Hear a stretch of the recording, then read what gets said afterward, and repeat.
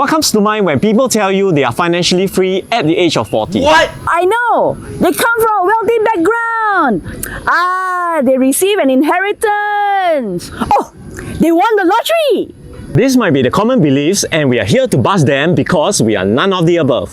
Hi everyone, we are Fran and John and we're a corporate breakout couple. Before we share our background, please like our video and subscribe to our YouTube channel because it helps with the algorithm and we can make more videos for you.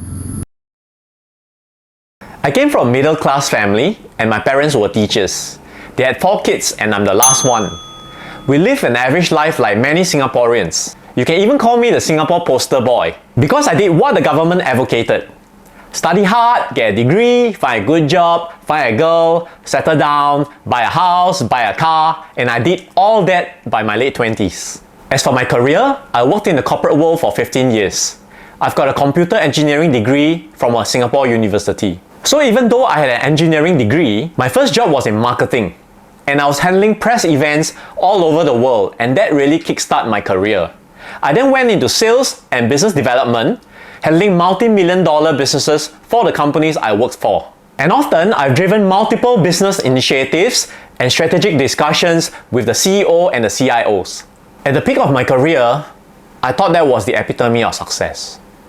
But I really felt miserable and unfulfilled inside.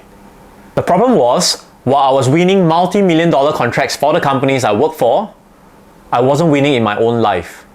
When I was 30 years old, I questioned myself. Yes, I have a good job and earning well. It was definitely comfortable and I could survive in the corporate world. What I had made, it was enough for my lifestyle then.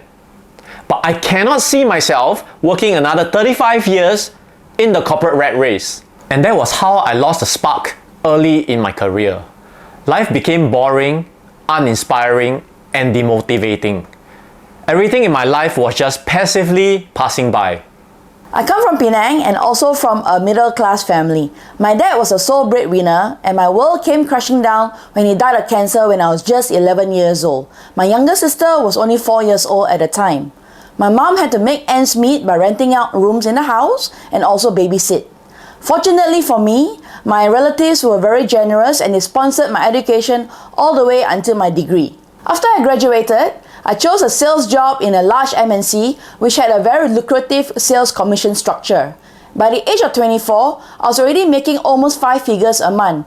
Unfortunately, I also spent almost 5 figures a month. Wow. I bought a nice car, went on numerous holidays, went on shopping sprees, and I did not look at the price tag. From the outside looking in, it looked like I was living the life. Dream job, making lots of money, great bosses, and great colleagues. But I wasn't happy working for others and I could not see myself doing this for another 40 years of my life. So when I was 26, I started my first business on the side with a colleague of mine. We did the business for about a year and it was profitable, but it eventually closed down for many reasons. But one of the reasons was that I realized that I did not enjoy the industry that I was in. What I learned was that I did want to do a business, I wanted to exit the corporate rat race, but I did not love what I do. In life, choices shapes our realities. And for John and I, our realities were pretty good. However, we were not contented because there was a feeling of unfulfilled purpose inside of us. We somehow knew that this was not what we wanted, even though everything seemed perfect. Thankfully, we listened to our unhappiness and we individually took drastic action to change our current realities. So what action did we take? I received a huge shock to my system in my early 30s. That was my first major setback. I got divorced after a long-term relationship with my ex, whom I married after I graduated. Needless to say, that was unfamiliar territory. The painted scenario of the Singapore poster boy was suddenly gone. It was really a tough few years for me as I needed to check in with myself constantly and I have to relook at life differently. There lies life's greatest opportunity. If I didn't have this major setback, this failure, I wouldn't have the opportunity to meet Fran, my life partner and soulmate, whom I continue to grow together every single day.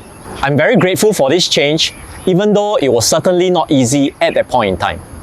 I moved from Penang to Singapore to start a brand new career. Moving to Singapore wasn't easy at first. It was pretty challenging. From adjusting to the work environment, to a new country, and to a very difficult living situation. I had a very nasty landlord with my roommate. It was much easier to just pack my bags, admit defeat, and move back to Penang, where I had a nice house, a nice car, and an easy job. But the fighter in me would not go down. It took me almost 1 year to truly settle down in Singapore, and in that time, I moved to another company and I shifted to 4 different accommodation during that time. I grew as a person in those challenging times, and looking back, I'm extremely grateful for all these challenges that life has thrown me. So it was thanks to my new company that I met John. I was a headhunter and I headhunted him into my client's organization. When we first got together, it was the honeymoon period. I'm sure you guys know what's that like, right? So it was many dinners, date nights, outings, and trips.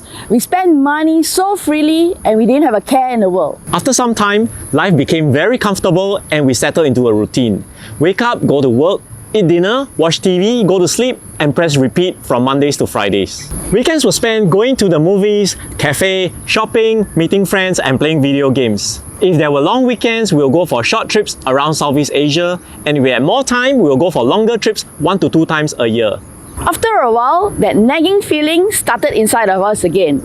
We recognized the signs, the complacency, the mundane routine, and the stagnation of life.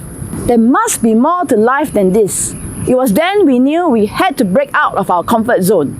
Just as how we needed to make a drastic change individually, now we must make a drastic change together. We needed to exit the rat race, so we did something unthinkable. We quit our lucrative jobs and we became hawkers in Singapore. We will share more on our hawker journey in our next video. If you do have any questions for now, do comment below. We are here today because of our choices in the past. Over the years, we have learned to trust our inner voice, our gut instinct. It is the voice that guides us to our fulfillment. The road may be hard, but the rewards are immense. It will ultimately lead you to inner peace, joy, and happiness. Life is too short to be doing something that makes us unhappy.